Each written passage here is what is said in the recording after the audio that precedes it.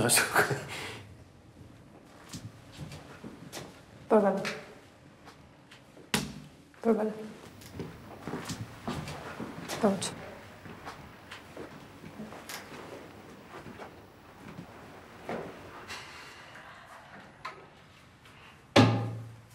گفتم بشین؟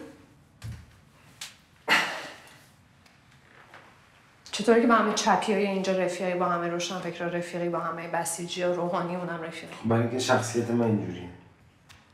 شخصیت چجوریه؟ نه چیزی یادت میاد، نه حرفی برای زدن داری، نه میتونی دیالوگ کنی، نه میتونی بکنی.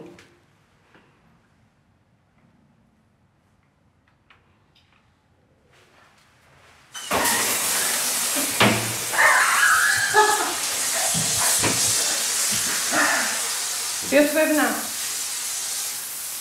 اینجا.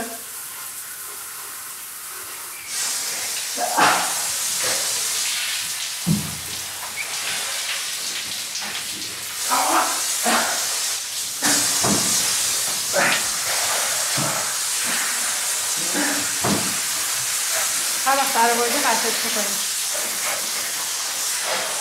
میدونی که من بخوام میتونم در بیارم. میخوام خود برم.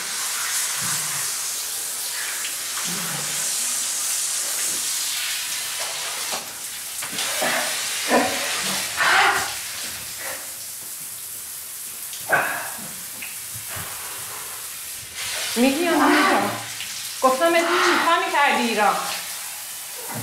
اطلاعاتو به کی میدی؟